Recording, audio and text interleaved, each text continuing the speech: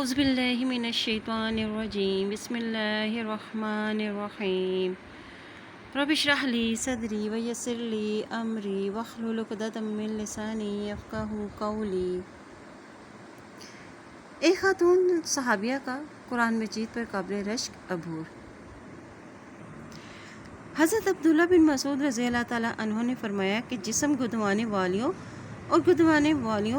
اور چہرے کے بال اکھاڑنے والیوں پر اور خوبصورتی کے لیے داند رگڑ کر کھلے کروانے والیوں پر نیز اللہ تعالیٰ کی بناوٹ کو تبدیل کرنے والیوں پر اللہ تعالیٰ نے لعنت فرمائی ہے۔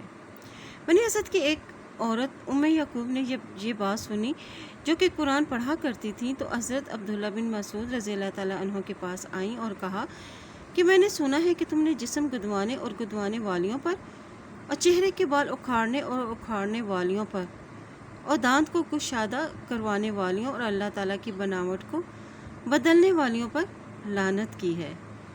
حضرت عبداللہ بن مسعود رضی اللہ تعالیٰ عنہ نے کہا کہ میں اس پر لعنت کیوں نہ کروں جس پر اللہ اور اس کے رسول نے لعنت فرمائی ہے، اور یہ تو اللہ تعالیٰ کی کتاب میں بھی موجود ہے۔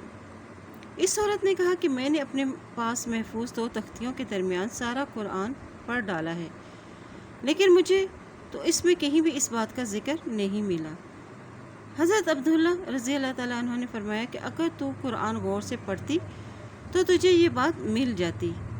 اللہ تعالیٰ فرماتا ہے کہ رسول جس بات کا حکم دے اس پر عمل کرو، اور جس سے منع کریں اس سے باز آ جاؤ۔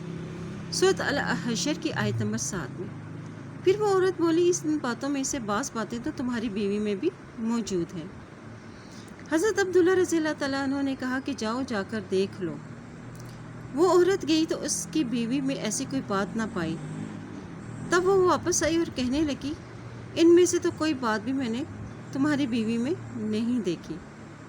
حضرت عبداللہ رضی اللہ تعالیٰ عنہ نے فرمایا کہ اگر وہ ایسا کرتی تو ہم کبھی اس سے صحبت نہ کرتے، یعنی اسے طلاق دے دیتے۔ اس سے بخاری اور مسلم نے روایت کیا ہے۔